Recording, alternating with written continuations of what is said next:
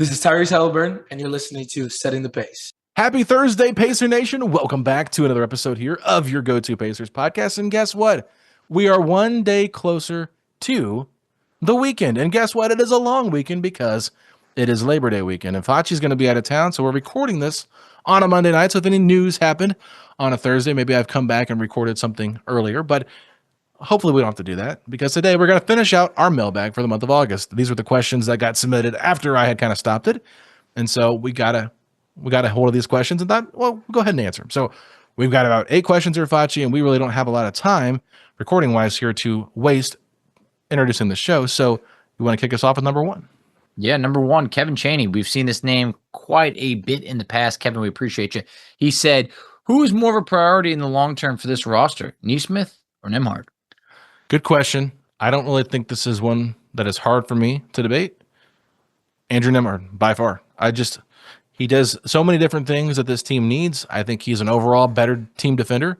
I think Nesmith is more of a physical defender that can get in foul trouble, even though I love what he does. And I think that secondary ball handling is just massive for what the Pacers want to do. Not saying you can replace an Aaron Nesmith, but I feel like what he brings and what he provides, you can replace that a little bit easier than an Andrew Nembhard. Yeah, I completely agree with that. I think the Pacers love both of these players, but I feel like Nembhard's a little bit more untouchable when it comes to like a trade type of situation. Like we've said, every team could use either player, but I feel like if it came down to being able to acquire like a much better player, Nesmith I think would be more likely to be included in a trade than Andrew Nembhard, just because I feel like for Nembhard, like it feels like a perfect pairing next to Halliburton. Everything that he brings on both sides of the ball. So I go with Andrew Nembhard, but that does not mean that Aaron Nesmith is not valued by this team. I think the Pacers love both players. Yeah, it's an either-or question, so don't get mad at us if we don't pick the one you like. No one's trying to trade Nesmith here. We want to be clear on that. If you like Aaron Nesmith more than Andrew Nembhard, leave a comment and then like that comment so we know what the ratio is here, okay? Not pairing them against each other. You know, it's not sink or swim, but at the same point, yeah, they were both in agreement. All right, let's move on. Chuck and Jamie, they have a hot take. They said not re-signing James Wiseman for a season with no Tyrese and no Myles Turner is going to be a mistake and have a significant impact on the locker room. What do you think? So you said James Wiseman, but it's James Johnson. James Johnson. I'm sorry. Not re-signing James Johnson for a season with no Ty and no Myles is going to be a mistake and have a significant impact on the locker room. It could. I think it's a valid point that if there was ever a year to want James Johnson on the roster, this is it. Like you just lost 2 of your, good voices, in this locker room, your most tenured player and then your franchise player.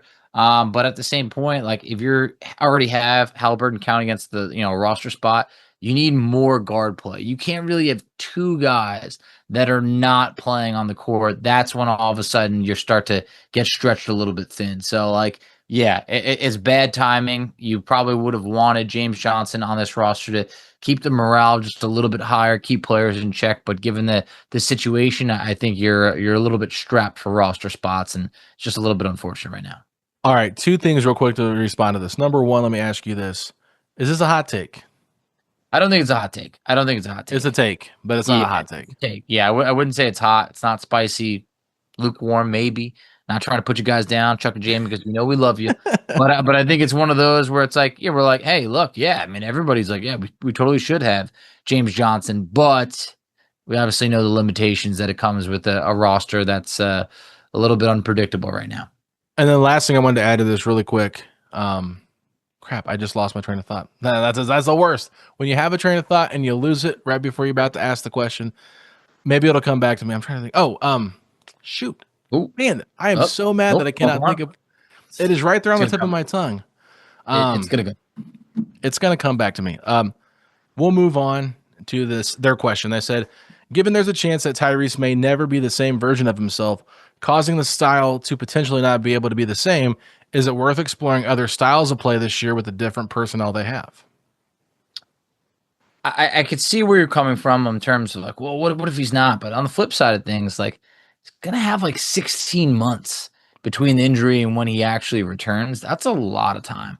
Also on the flip side, we've kind of seen this style work with any Pacer players. Like we've seen it work like with the backups, right before the regular season's going to end. I mean, right when the regular season was ending, right before the playoffs, we've seen this style work in summer league where the Pacers put up a ton of points. Like this system has worked for the players. But of course, if Nembhard struggles or this or that, I don't know, like you could look to play a little bit of a slower pace, but I feel like this is Pacer basketball right now under Rick Carlisle. And I feel like Tyrese has a lot of time to be able to recover, not rush back. I think you have the players to be able to play this style.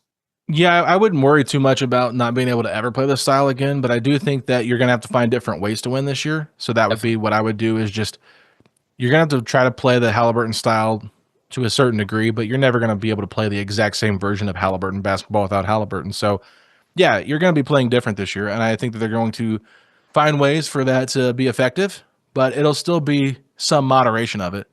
I just don't think it'll be the exact same thing. And even if Halliburton comes back and is just like 95%, never 100% again, like whatever, I'm not worried about that. I think he'll be 100% when he comes back at some point. They're going to be able to figure it out. I'm not worried about that, Facci. So the one thing I was going to ask you really quick, that came back to me. You got it? It came back to me. What do we think is going to be an issue in the locker room this year? I mean, if you were to bank on what could potentially cause locker room issues, what do you think that is? I would just think it would be if they were just on like a longer losing streak, like just like losing losing games to teams that they should beat and just like kind of struggling like that. They have the right character, chemistry, and familiarity with each other where I don't think it's going to be like, oh, what if this guy goes off the rails or anything like. No, I think it's just going to. Do you think there's anybody that has blow up potential on this roster? Blow up potential, like they could blow up in a moment if they got hot about something.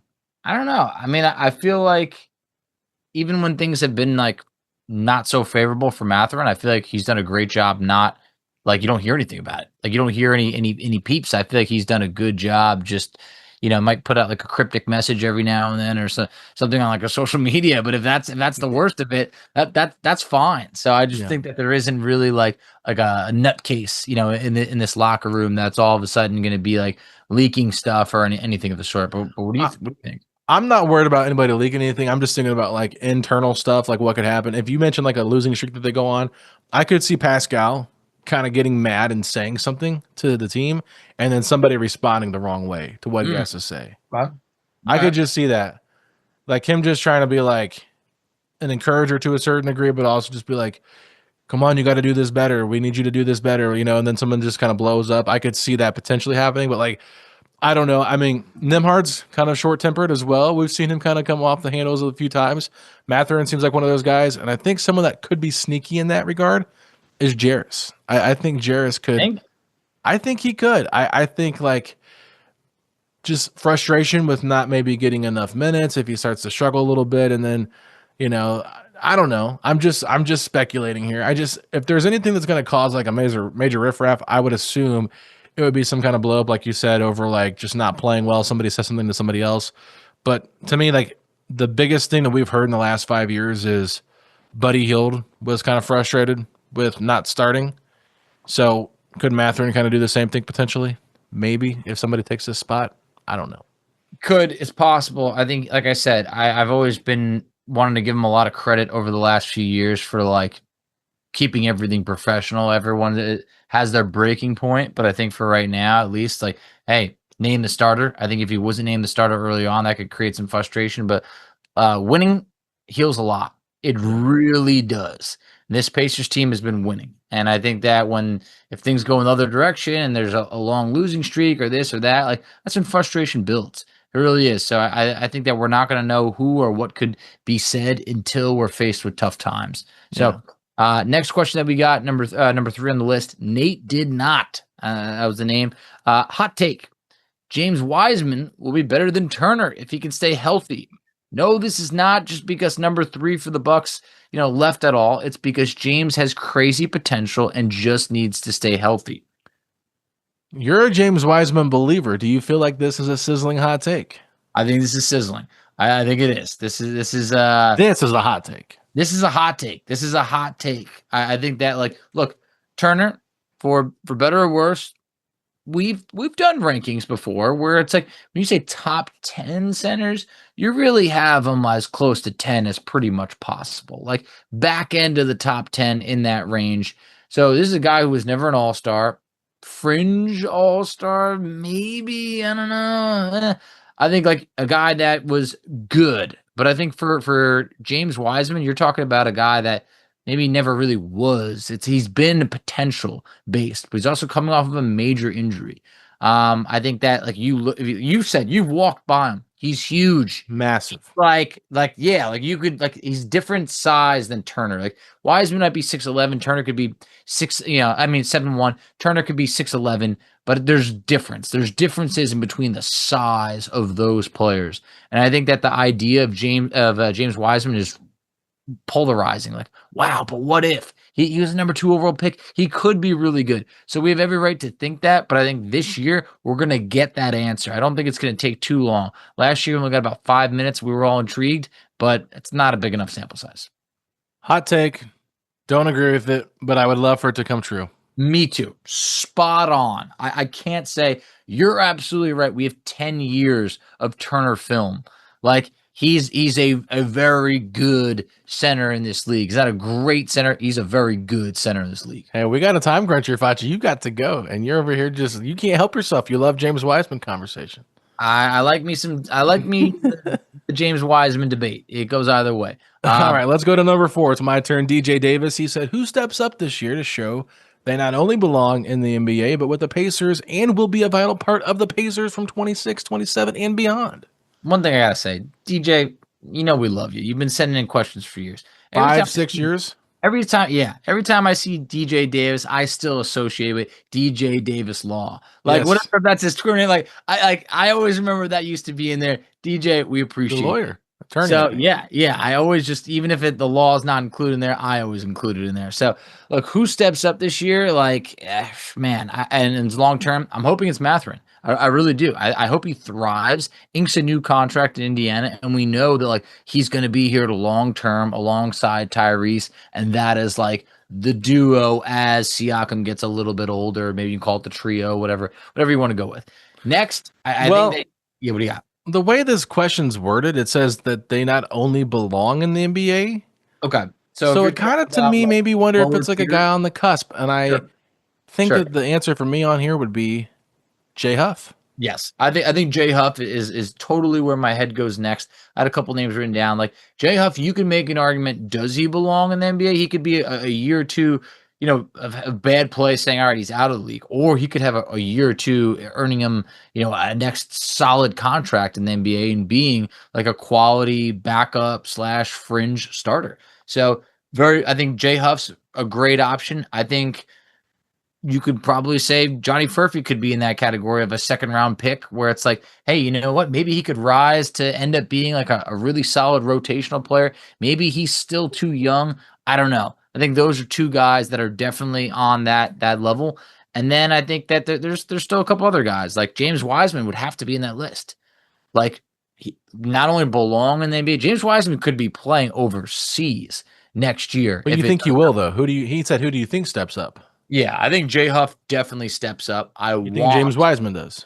I don't know. Isaiah Jackson. I think Isaiah Jackson does. I think Jarace Walker. Yes. Mm-hmm. Ben Mathurin. Yes. Ben Shepherd.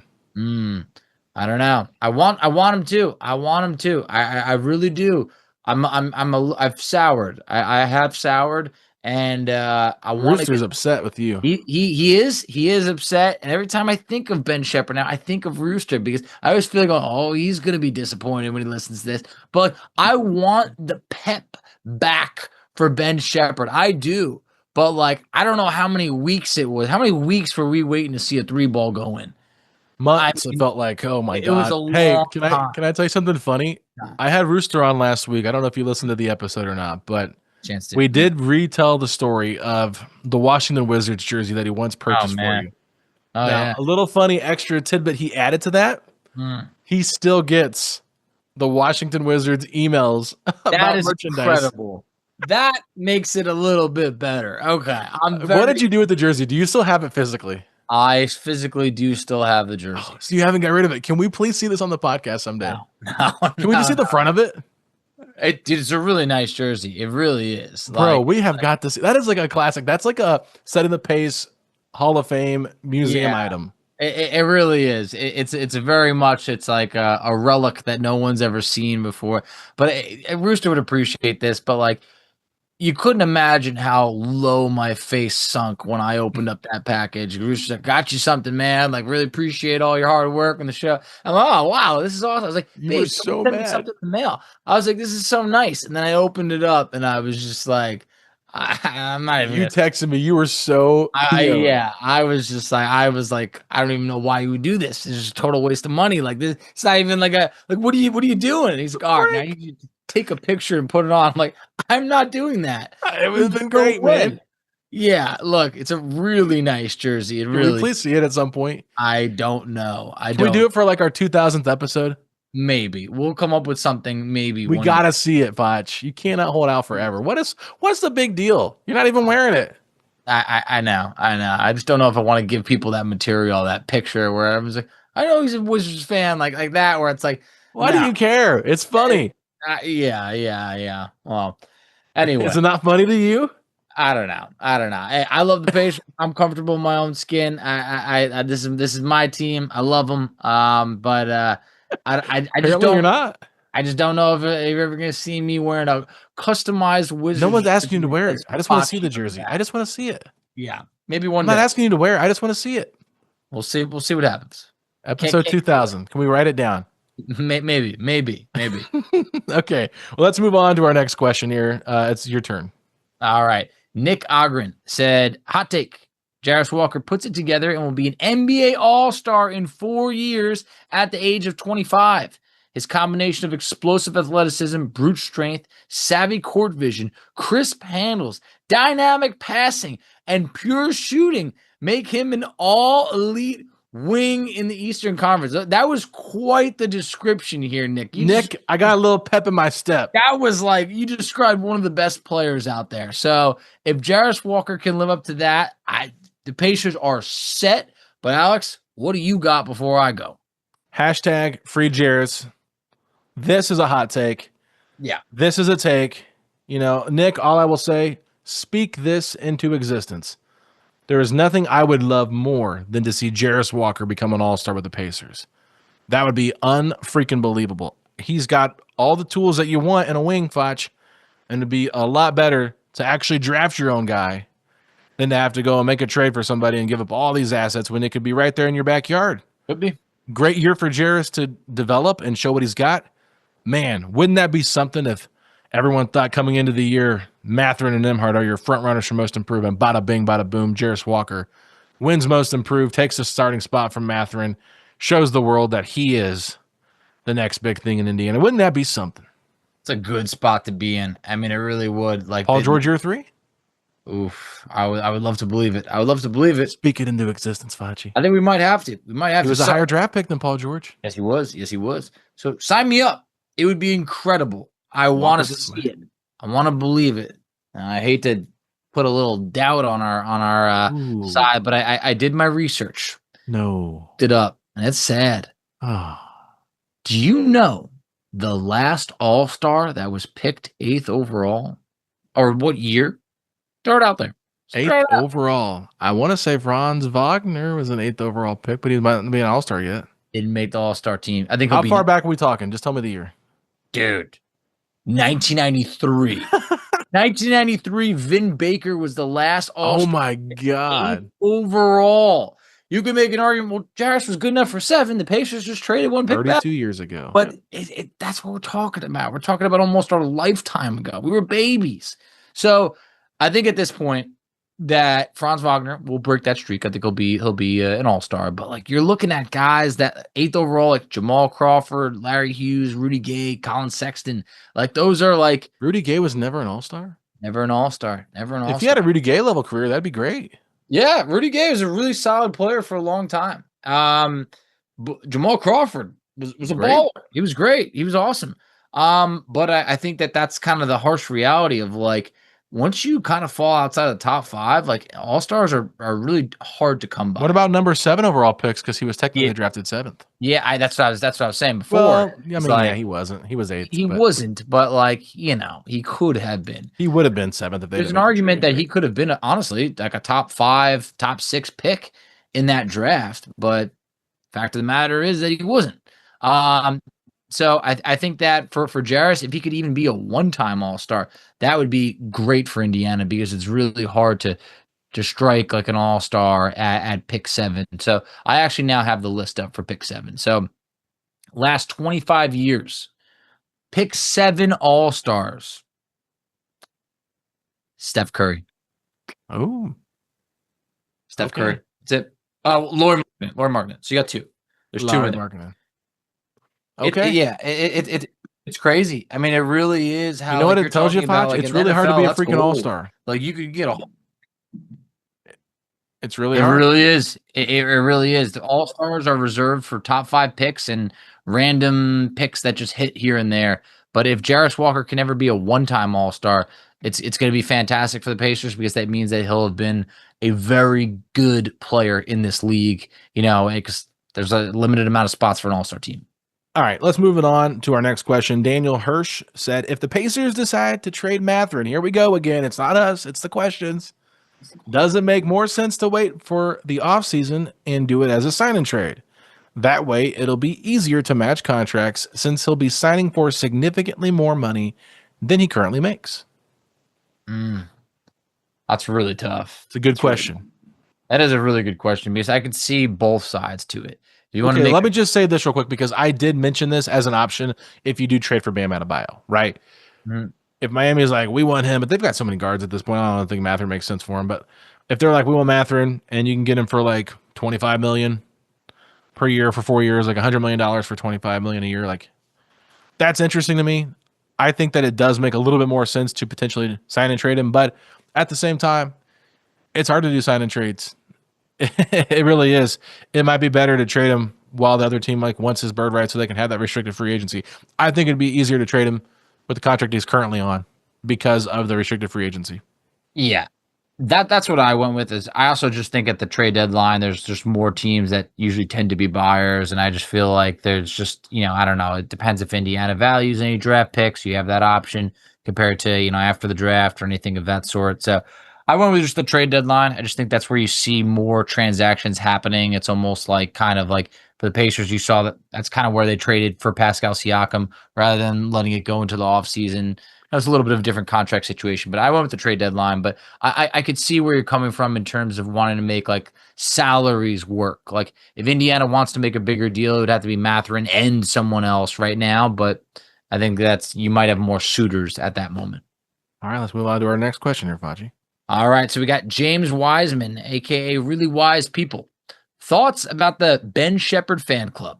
Okay, so if anybody is aware of who the Ben Shepherd fan club is, I believe they just recently posted a throwback picture on their page as little kids with Myles Turner when he was first here. And they've been longtime Pacer fans. They sit right by where the Pacers locker room is, or at least I always see them there. They've got the Ben Shepherd mustaches. I'm sure you've seen them, Facci. Yeah, I Two think white guys. But okay, yeah. I've seen the mustache, a couple guys with the mustaches. Yeah. They are awesome. They are like constantly in the mentions, always praising us, praising the show, hyping me up right at times. There are TikTok friends as well. I followed them back on TikTok, and it was like I made their entire day. So Merry Christmas to the Shepherd twins. I am a big fan of you guys. And honestly, look, I think that all of our Pacers fans that have these parody accounts or whatever, they want to act like they're somebody else or they're big fan club representatives. I think it's great. I think it's awesome when we have diehard fans. Like, hey, if we trade Ben Shepherd, what are they going to do? I mean, you've been talking bad about Ben Shepherd. You're probably kind of hurting their feelings, Facci.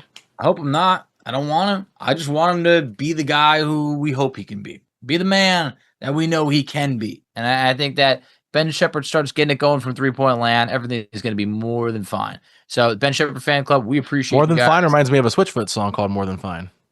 I'll have to listen. Remember Switchfoot? I don't think so. No. Facci. Switchfoot. Come on. They sing on the new album with the Jonas Brothers. Come on. That definitely didn't make my radar. But John Foreman? Switchfoot? None of this. this. 2000s? This is over my head. And Johnny Switchfoot, what would you call him? Johnny Switchfoot? No. I don't know. John Foreman. John Foreman, lead singer of Switchfoot. Might as well be Johnny Switchfoot to me. I got no idea. I'm not. We Were Meant to Live. You've never heard that song? I'd have to listen to it first. That's fine. We'll get. Oh yeah, that one. Yeah, everyone. Yes. Okay, so yeah, so you play Switchfoot. Everybody knows Switchfoot. I guess I know Switchfoot. So I think in this scenario, I also know Ben Shepherd, and I think that look, this is a guy that like has got to get it going from 3-point land. I broke down the numbers. His junior year in college, 37% 3-point shooter. Senior year, 41%. First year in the NBA, 31%. All right. What are you gonna do sophomore year in the NBA? 34%. Come on, he's better than that. I think it's coming. I think that next year, Ben Shepherd, put it down 37% from three, if not at least 36.5. I'm talking 37% for Ben Shepherd. I want to see it. I think he can do it. I think he can do it. We need to see it. Foch. Yeah, it's getting. There's been a couple of hot takes. I'm getting a little sweaty up in here. This one's a little mild, but I think he mild. So you know what? I want to see it. Ben Shepherd Fan Club. We appreciate you guys. Keep up the great work. I think he's a great player to support, great guy, and I think there's going to be a lot to support this year about him. All right, last question for our mailbag in the month of August. It has been at least 25 plus questions, Facci. So thank you everybody for sending them in. I really do appreciate you guys helping us talk about these different topics that maybe we didn't think of, and it allows us to interact with you guys as well. So Nathan Drabing wants to know, what are your predictions on the Pacers' upcoming offensive and defensive rankings among the league this coming season? That is a really good question. Great question. I think offensively, it's super tough to replace Tyrese and Myles. I just think that like it's hard to replace those guys who are, I would say maybe, I don't know, whatever. Offensively, very gifted players and still expect to be a top 10 offense. They had the 9th best offensive rating last year and the 13th best defensive rating, just to put things in perspective. I think they could still be a middle-ish tier offense, maybe 12, 13, something like that. But I think they have an opportunity to maybe be an improved defensive team. What if they're a top 10 defensive? So what if they're like 12th or 13th in offense and like a top 10, 11 defensive unit? You think they're going to be that high in offense? I don't know. And I'm hoping for like, could you be like the 13th best offensive rating or like top 15? If you could be a top 15 offense, and I think that the Pacers have an opportunity to be maybe a top 10, 11, 12 defensive unit if everything pans out. If Jay Huff and Isaiah Jackson are who we think and hope they can be, I think that you have an opportunity to really improve defensively. All right, Facci, here's what I'm going to do. I'm going to give you a hot take here. Ooh. They're going to finish 9th in defensive rating amongst the league. I think they could do that. I think you might sacrifice on the offensive side, improve a little bit on the defensive side, and all of a sudden, you know what? Maybe that's just what keeps the Pacers as that balanced, above 500 team that's like they've just tightened up defensively. And what we saw, the type of improvement we saw defensively from like 2 seasons ago to last season was massive. I think the Pacers are still, as a unit, improving defensively. And, I think as much as we love Tyrese, no one's going to say that he's this lockdown defender. So I think it's kind of one less guy to hunt. I think then it comes down to, can guys like Benedict Mathurin improve as a defensive player in this league. So last year in the regular season, it looks like the Pacers were 9th in offensive rating. Okay. Yeah, that's what I had. 9th and 13th in defensive. 14th in defensive rating, according to NBA.com. I'm just going off their numbers. I did. But it is tied at 113.3, so it is 13. Okay, so that's fine. Okay. Yeah. Sorry, I was just going off what the numbers were showing here. So anyway, they were 9th in offensive rating last year. I think they dipped quite a bit. Like, not crazy, but like Golden State was 114.2, the Pacers were 115.4, and they were 16. Mm-hmm. So I wouldn't be surprised if Indiana falls to like 16, 17 offensive rating, but they're a top 10 defensive rating. I mean, hey, I think you kind of take that trade if you have to. I think if you can continue to improve defensively, that's where it's going to make a big difference. I think the Pacers, if they could be at 15th in offensive rating and 10th in defensive rating, I think that would be slam dunk. Right over there, that'd be really good. So try and be as close to that as you possibly can. I think good things will happen. All right, our last mailbag question. It is a special question here on the last part of the podcast I did not share with you yet, but I have to know: are you upset about the new Cracker Barrel logo? Yeah, I think everybody is. I am. Are you really upset? Not upset, but it's like I'm not really someone who likes change. My wife, big Cracker Barrel fan. She was not happy. Not happy. Why is she so upset? It's just, I mean, look, no one was like, we weren't like yelling at each other like, well, it's a new logo. Like, no, but it's like, it just looks too corporate. Like, sometimes you don't need to change all of these type of logos. And I think that, like, I don't know. I think it takes a little bit of time to warm up to anything, but like Cracker Barrel had like this type of vibe to it of just being like old school, whatever it is. And I just think like they didn't need to do this. And I don't know if you saw their stock. Their stock actually plummeted after making this change. So a lot of people are pretty unhappy. There's an account on Twitter. I think it's Steak and Shake. They have just been going at them relentless. I think maybe I've seen that. I don't know if that's like, why is Steak and Shake putting their planting their flag in the ground on this? To me, it just seems like Steak and Shake's trying to stay relevant. I mean, every time I drive by a Steak and Shake, it's usually shut down. It's like they've been running out of Steak and Shakes to keep in business, and so I think their thing is like, well, we gotta knock on Cracker Barrel to keep ourselves relevant on this hot topic. Like, it's almost as clever as when IHOP changed it to IHOB when they introduced their burgers. I thought about that. Luckily, that ended up being like a joke or whatever it was. It was just a promotion for their burgers. Yeah, but everyone was that they were changing outraged by that. Like, people were IHOB. Wild. Yeah. So luckily, that ended up not being true, but that definitely was a good way to stir up some publicity, I would say. Well, don't make your wife upset, but I really just don't care about the Cracker Barrel logo change. Here's what I'll say. Like, to me, I don't care about the change that much. I mean, it's whatever. Like, change happens all the time.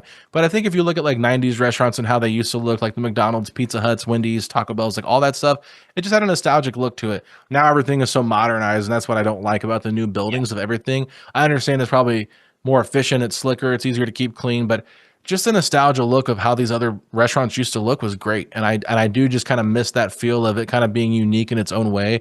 Like, if you think about Wendy's, like the way the windows were kind of shaped, and Arby's kind of had like that little platform you could walk up and sit in. Like, there were just different cool things about different restaurants. And now they're all just like very vanilla. Corporate. They're all the same. Corporate. Yep. And it's just, I mean, you don't get that like kid vibe of like, I don't even know, do they even have ball pits anymore? Think about the play place at McDonald's that used to be like crazy. Like, Chick-fil-A still has some. Do they? But some of them are still there. Not all of them, but like, I don't know. Not near me. I remember as a kid loving to go to the McDonald's play place. Yeah. I mean, that was like part of the experience. So it's very. Have you seen the Kids Meals toys too recently? No, dude. They're like so tiny. They are trash. I can't even imagine. Yeah, I cannot imagine what it's like. But they used to kids be these days don't get it, man. They really don't. They missed out. They have it a little bit rougher, it's the things were just a little bit more fun and friendlier back then, but it's unfortunate, just like everything. We're trying to get back to the good old days, and that is what these Indiana Pacers are going to try and do. So they're going to find a way. Transitions out of every non-Pacers conversation. They're going to find a way to play the old hits. All right. Whether it's switch, whatever you hummed before that, we're going to get back to the basics little by little. You have been absolutely tearing up these transitions and getting back to the Pacers. It's just it doesn't matter what we're talking about. You're like, this might be a John Mayer podcast, but it's not. We're going to get back to the good old days. Well, maybe not the good old days. Mike Weiner's leaving. It's like, okay. Yeah, exactly. Yeah.